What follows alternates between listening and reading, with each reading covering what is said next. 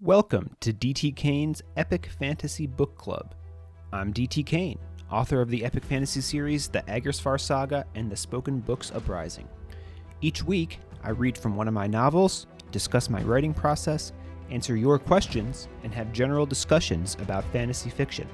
It's like a book club, except I do all the work for you. Find show notes, info about all my novels, and much more at dtkane.com. Here's the show.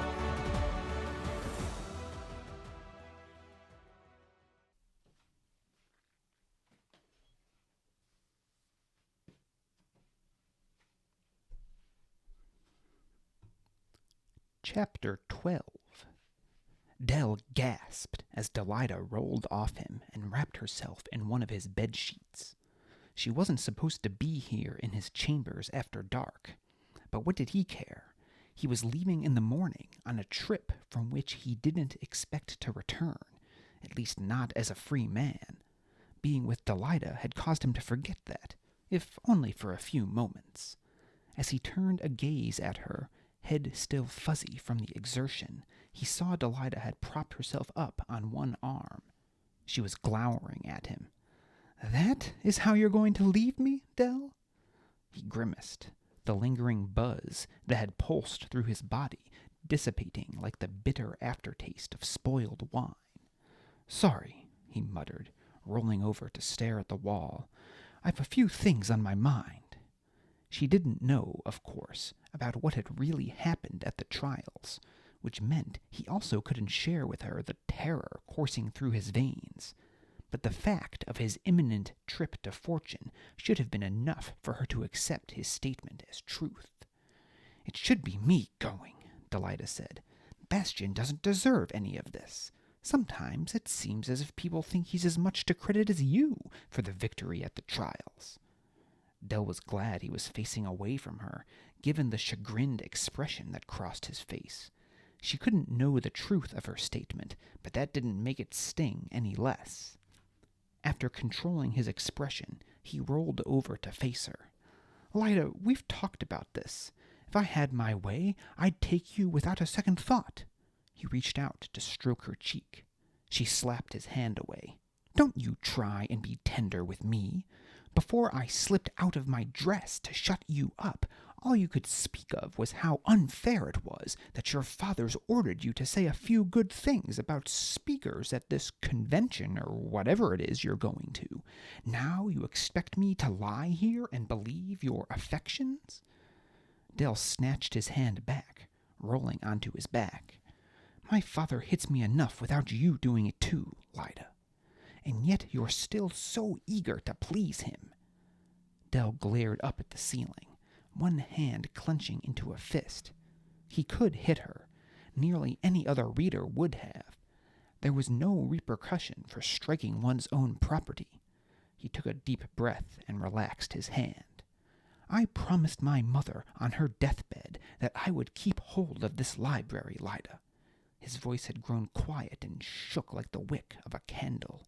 "She spent her life maneuvering Torchsire into a place of power, but her dream has nearly guttered out after her death."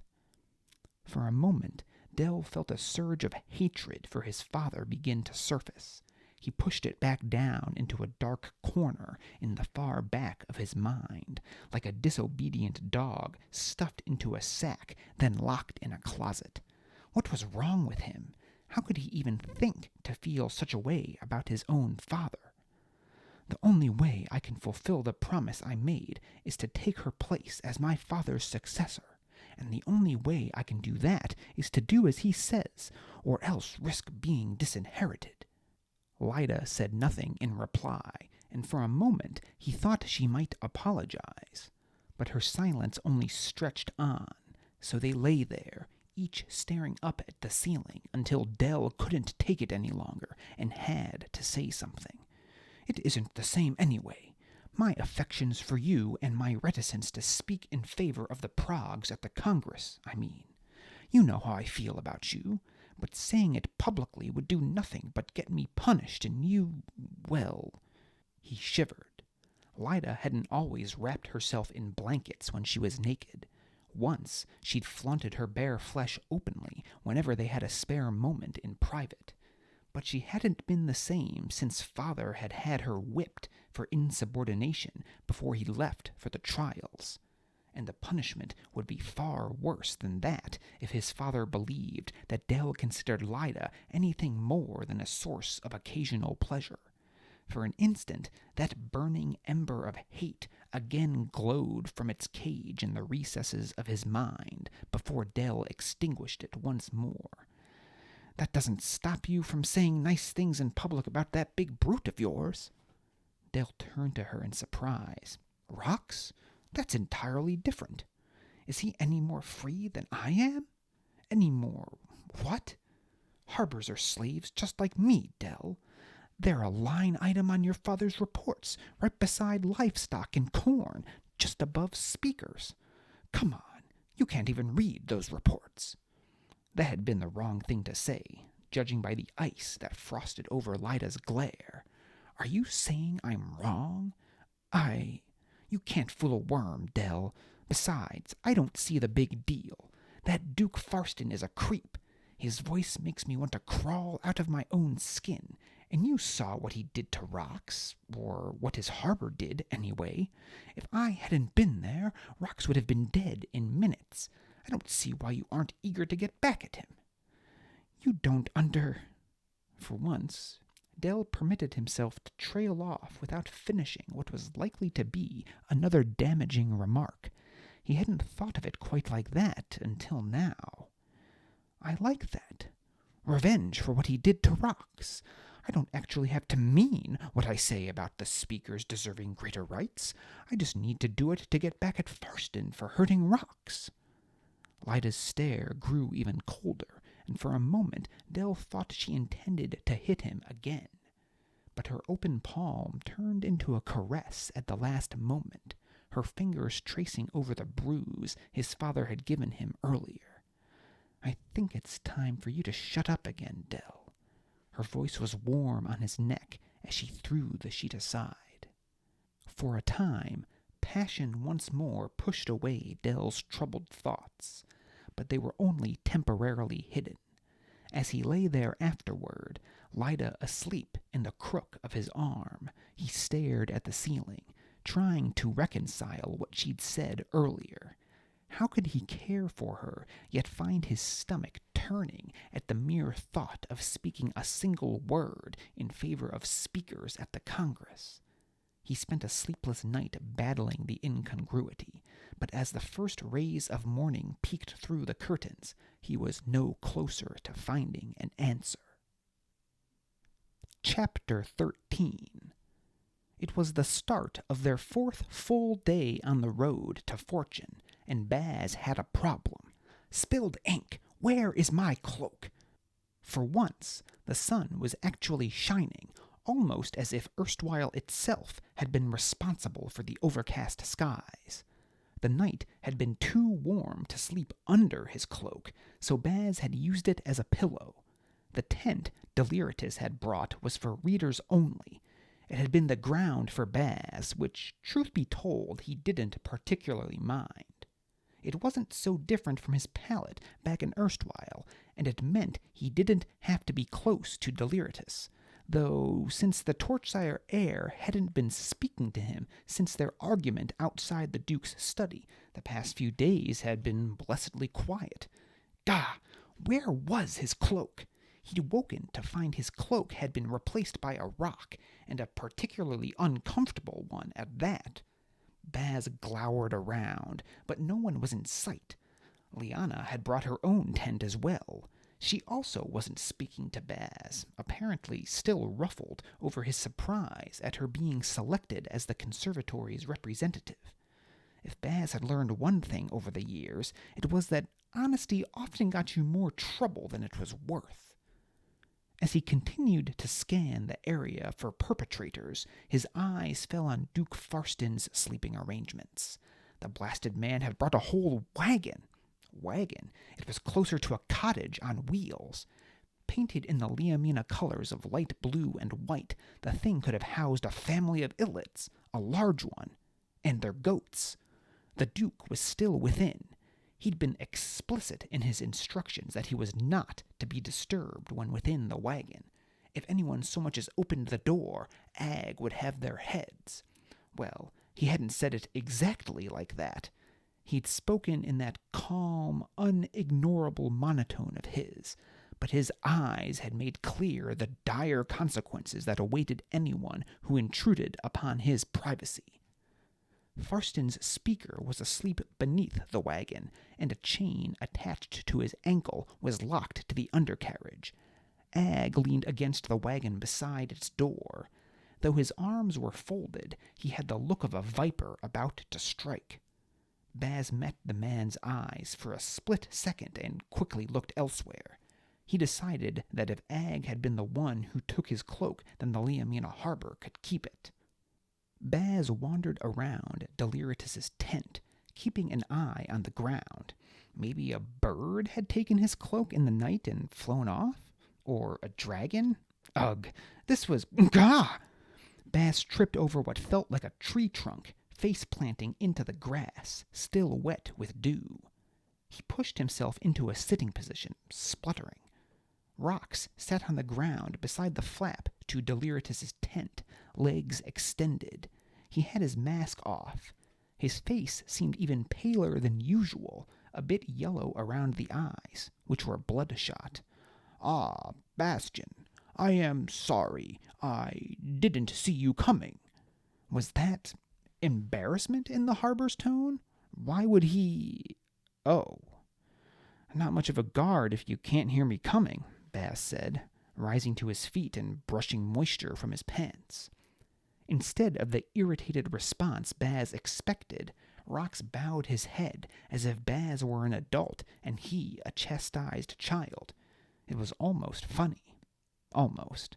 "Oh, quit it, Rox. I was just joking." The Harbour looked back up at him, face earnest. "Oaths are no joking matter, Bastion." Baz rolled his eyes. "You haven't seen my cloak, have you? It seems to have grown legs and wandered off in the night." Rox looked away from Baz again, rubbing at his eyes. "I did not hear anything during the night." Baz mulled that over. Enigmans had a way with words. "Did you see anything?" he asked. Rox didn't answer, staring at the ground between his legs. Why wouldn't he answer? It was a simple enough question. Baz scratched at the back of his head. Mornings weren't exactly the best time for thinking, but finally it occurred to him. Enigmans were obsessed with telling the truth and would rather speak not at all than say something that wasn't true. "You didn't see much of anything last night, eh, big man?" Rox glared at him. Huh, the giant had fallen asleep on the job. Delirious would be peeved when he learned about this. Baz wasn't certain Rox had ever made a mistake before. It'd be nice for someone other than himself to get in trouble for a change. Baz was about to tell Rox as much when Leanna came out of her tent. She was dressed in black, which was odd since generally only speakers wore black. In fact, it was a black cloak, and it was too big for... "Hey, what are you doing with that?" Leanna leered at him, then looked down at the cloak. She shrugged and said nothing. Kneeling before a circle of stones full of charred bits of wood, she began lighting a fire. Baz looked to Rox. The Harbour lifted a shoulder at him, then busied himself with putting his mask back on. Bah! Baz stomped over to Leanna. He stopped across the fire pit from her and folded his arms. "What is this? It's too hot to even be wearing a cloak." Still, she said nothing, striking her belt knife against a piece of flint. Sparks flew and ignited on the kindling she'd arranged. Next, she began pouring some water into a kettle, all the time acting as if Baz was back in erstwhile, rather than standing right in front of her. This was preposterous. Baz couldn't go this entire trip with only Rox to speak to. He'd been about to say he was sorry for how he'd reacted to the news of her coming with them. Leanna looked up from the kettle, arching an eyebrow as if she knew exactly what he'd been intending to say. She might be upset, but she also wasn't some frilly, fragile thing. An apology would likely only keep her angered at him all the longer. But that was why this made little sense. He insulted Leanna all the time. She was never this prickly. Why now did she act like he'd called her a cuss? Why did women have to be so difficult? You know, Baz said, I was using my cloak as a pillow last night, and yet someone managed to make off with it all the same.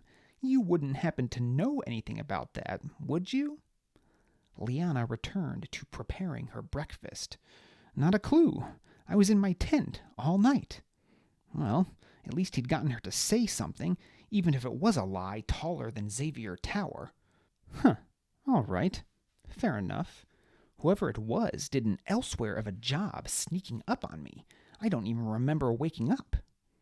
Leanna continued to avoid looking at him, but he saw the edges of her eyes compress into what could only have been a smile. Well, either that or you just slumber like a hog after its slop. Did you know you drool in your sleep? I do not. Leanna's laughter interrupted him, her eyes sparking in the early morning glow. You actually have a bit right there, she said, pointing at the corner of his mouth. Baz quickly wiped the back of his hand across his face without thinking, which subjected him to further giggles. All right, he said. You showed me. I get it. He shook his head, but couldn't prevent a wry chuckle of his own. He came around the fire pit and squatted down beside Leanna. Still smiling, she slipped out of his cloak and tossed it back to him. It hit him in the face, but before he could be annoyed, he noticed that it smelled like her and smiled. What? Leanna demanded. Baz started, worried his face had given away his thoughts. This stinks, he said. I'm going to have to wash it. That was a mistake. He was squatting, which allowed Leanna to easily shove him over. Rather than hit the ground, though, strong hands caught him. Hot breath that smelled like wet leather and overripe potatoes hit Baz in the face. Ah! Don't touch me, Rox! Baz scrambled to his feet, putting distance between himself and the harbor. Those hands! The same ones that had ruined his brother. Baz brushed at his back where Rox had grasped him. Oh, learn some manners, Bastion, Leanna said. How are your wounds coming along, Rox? Rox lowered himself carefully to the ground to sit before the fire. His wounds? Baz thought. Bloody burning books. What a page-burner he was, giving a man who'd just been run through by a sword such a hard time. Well enough, Rox said, though now that Baz knew to pay attention, obviously Rox was in poor shape. He was pallid and speaking even more slowly than usual, and when he turned to take a cup of coffee from Leanna, the edges of his eyes creased in pain. They all sat around the fire for several minutes, drinking coffee from tin cups Leanna had produced from her pack, which gave Baz plenty of time to feel rotten over his treatment of Rox, and the fact that he felt rotten about it made him feel even more rotten. Why did he care if the harbor felt ashamed? Let him die for all Baz cared. Well, maybe not die. Let him be in discomfort. Bastion, Rox said abruptly, causing him to dribble coffee down the front of his shirt. Leanna grinned at him, which Baz pointedly ignored. What? I have something of yours. No, too late, Rox. I already found my... Rox held out an object that he must have carried over with him from the tent. Baz had been too concerned about getting away from the man initially to notice it. A worn, well-creased brown leather hat, scuffed here and there from hard use. My hat! Baz took it from Rox, turning it over in his hands. You asked that I hold on to it for you. A small oath, but an oath just the same. Baz settled the hat on his head, tugging at the brim to ensure it was nice and secure. He'd forgotten what it felt like to have his head covered, have his brand covered. It was almost as if he was somebody else with that hat on. He grinned at Leanna. She pursed her lips, eyeing the cap, but didn't say anything. Thanks, Rox, Baz said, turning back to the harbor, and, sorry for giving you a hard time. No need for apology. You were right to... Just accept it, big man. Saying sorry's no easy thing for me. Don't get used to it. Rox hummed in agreement. The words mean what they mean. You are welcome. What's going on here? Baz turned to see Deliritus standing there and immediately started to laugh. His hair was uncombed and looked as if it had been hit by lightning, but it was Deliritus's garment that had Baz in fits, a full dressing gown, as if he were being pampered back in his rooms at Erstwhile rather than out in the wilds of Oration. Deliritus glared at Baz, but didn't address him. Rox, I thought I told you not to fraternize with my speaker. You swore an oath to me, yet I find more and more you won't listen. It was the same hum Rox had given Baz moments earlier, but this time it had a distinctly disagreeable ring to it. I swore to protect you from harm, little Del, not from the consequences of your lies. My lies? Spluttered the Torchsire heir. What does that mean? Rox turned back to the fire, coffee cup looking more like a thimble in his massive hands. The words mean what they mean. Deliritus opened his mouth, likely to launch into some diatribe, when the door to Duke Farston's wagon creaked open. The Duke stepped out, already impeccably dressed, this time in a light blue jacket with lace at the neck, black trousers, and ankle-high boots with gold buckles. Ah, Deliritus, I'm glad to see you're prepared for travel. Surprisingly, Baz felt no urge to laugh at the snide remark. Ordinarily, he'd have had to bite his tongue to keep himself from howling at a slight made at Deliritus's expense, but somehow it wasn't funny coming in Farston's unsettlingly calm drawl. I was just seeing that my companions were ready for the day's exertions, Duke Farston, Deliritus said, giving a bow and doing an admirable job of keeping irritation from his tone. Good, the Duke said as he picked beneath a fingernail, as if that was more important than Deliritus. We ought to reach Paper Ferry before nightfall, and I thought we might stop early so we can have ourselves a bit of entertainment this evening. Entertainment? Deliritus said, this time failing to entirely keep the disdain from his voice. Why, certainly. We've already tested our harbours against one another, but what of our speakers? Baz was midway through another sip of coffee and froze. More of the drink dribbled down his front, but he hardly noticed. What he did notice was the way Farston looked at him, just as he had in the receiving room at their first meeting, then again in the dining hall after Ahge had defeated Rox. His demeanor was relaxed calm, but his eyes held a deep sadism that instilled in Baz a deep desire to hide behind the nearest tree. A friendly speaker's duel, Farston continued, still looking at Baz. How about it? Deliritus remained quiet for several moments.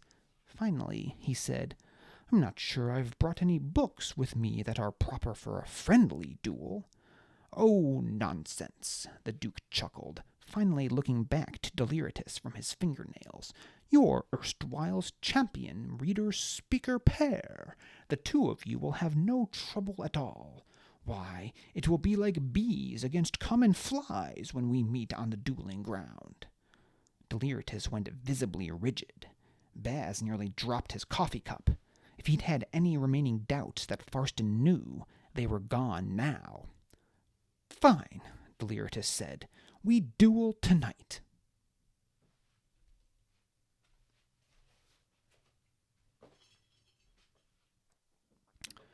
Welcome back, everyone. Today is October 2nd, 2022, as I record this, which is episode 11 of Season 2 of D.T. Kane's Epic Fantasy Book Club, and episode number 38 overall. Hope you enjoyed this week's chapters. We just finished up reading chapters 12 and 13 of Declaimer's Discovery, Part 2 of the Spoken Book's Uprising. Next week, we'll be reading chapter 14, and we'll see Baz and Deliritous throw down with Duke Farston and his speaker in a speaker's duel, but there's going to be some surprises along the way, so tune in next week for that. And then the following week, we'll be doing an analysis episode of chapters 11 through 14, so all the chapters we've read up to that point in part 2 of Declaimer's Discovery thus far. So that's what's on the horizon here in the next couple of weeks. Just give you a quick personal update about what I have going on now, and then we'll do our fantasy quote of the week. As I noted in the newsletter, I was working on the second installment of my Temporal Operations Militia short story series this week. I got that finished, and mostly finished revisions of it yesterday too, so I might be releasing it to Patreon pretty soon here.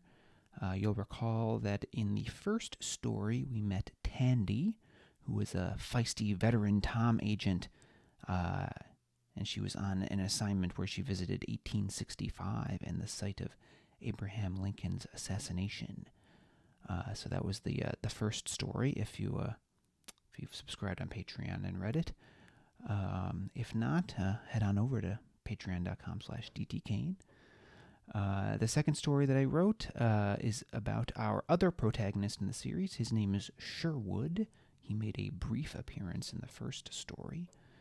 He's a tall guy in a leather duster wearing a green t-shirt with Dungeons and Dragons dice on it. A bit of a nerd, of course. Nothing wrong with that. I like Dungeons and Dragons too. His morning gets off to kind of a weird start when he sees a dude with a lightsaber in the airport bathroom. And that'll make slightly more sense to you if you've read the first Tom story. And then things don't get any better for him when he boards his plane and hears shouts coming from the cockpit.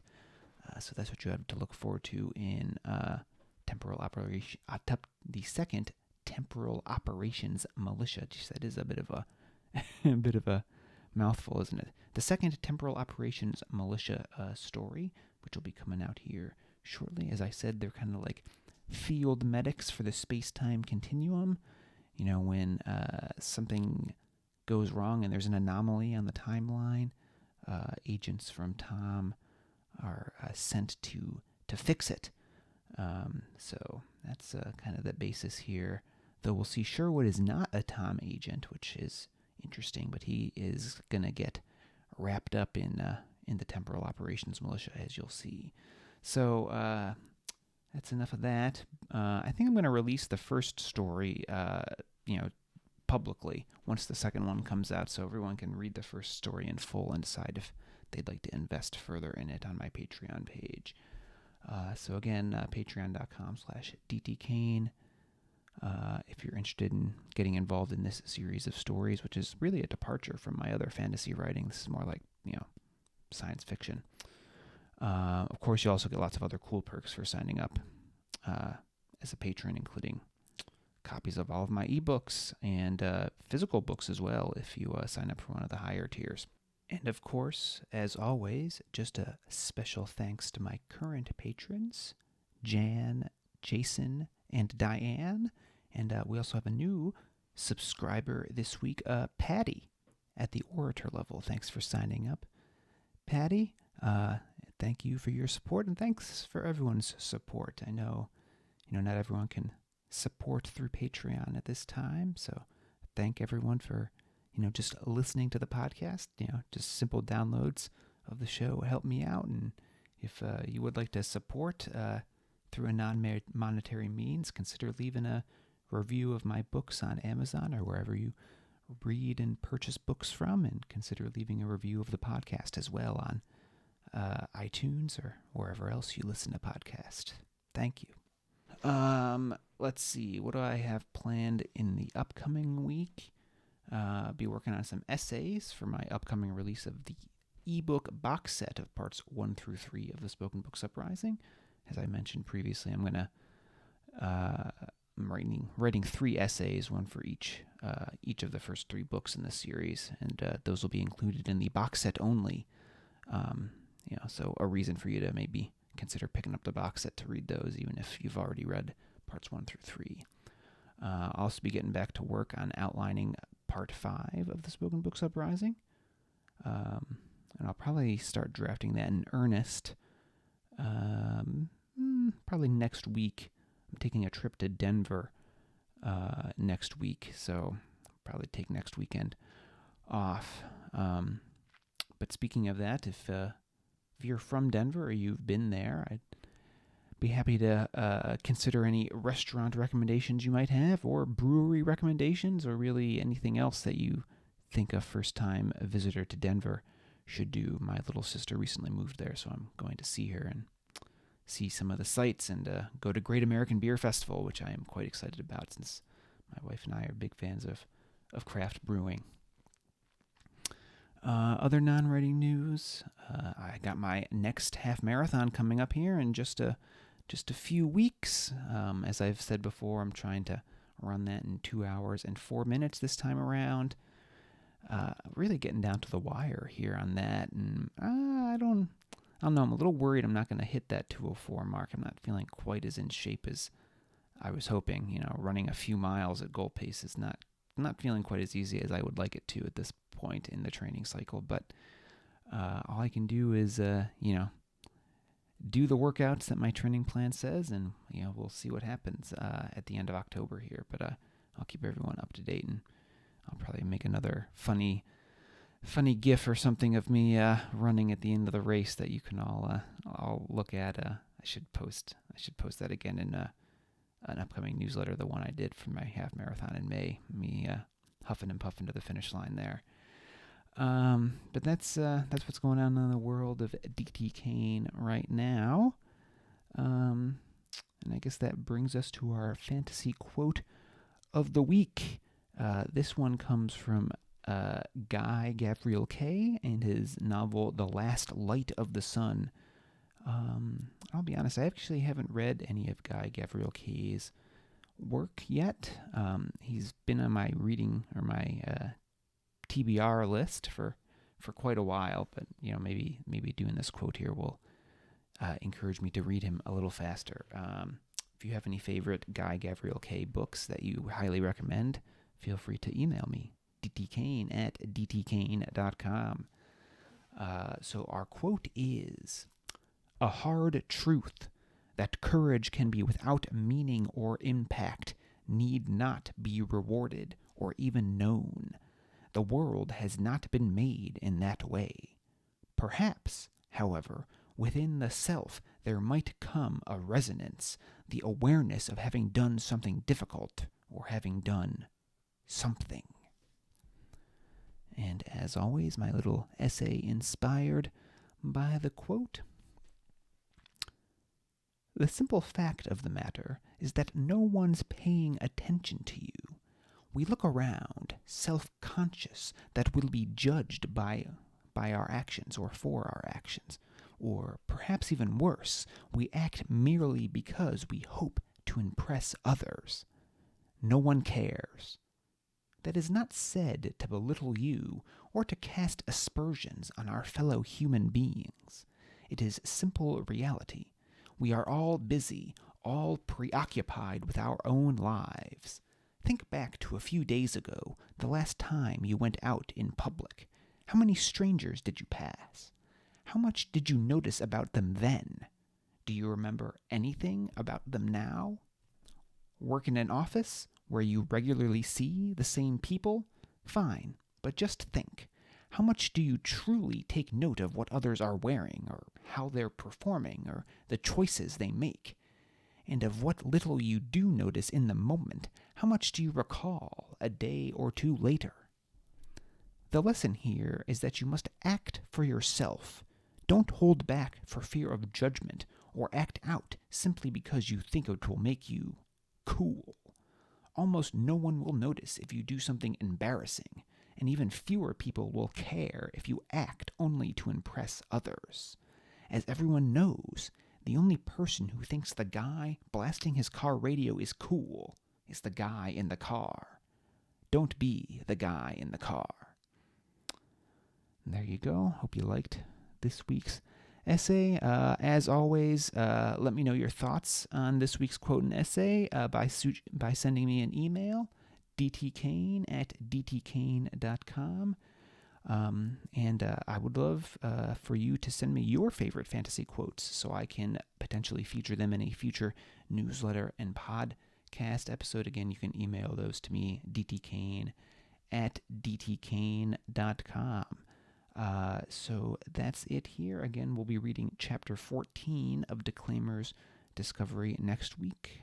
The big duel between Delirious and Baz and Duke Farston and his speaker. Be interesting to see what happens when they butt heads here. So we'll be reading that next week. And that's it for this episode. So until next time, this has been D.T. Kane's Epic Fantasy Book Club. Thanks for listening to D.T. Kane's Epic Fantasy Book Club. If you liked today's episode, please consider rating and reviewing wherever you listen to podcasts. If you're watching on YouTube, give this video a thumbs up if you liked it, and hit that subscribe button and the bell so you get notified whenever new episodes become available. If you'd like to listen to back episodes or review the show notes, visit dtkane.com/podcast. D.T. Kane's novels are available for purchase at most major online retailers, or you can purchase directly from his website at www.dtkane.com/books. You can receive a free short story and sign up for D.T. Kane's mailing list at dtkane.com/email-signup. If you'd like to connect, you can find D.T. Kane on Facebook at D.T. Kane Author or Twitter at D.T. Kane Author, or send D.T. Kane an email at dtkane@dtkane.com. See you next week.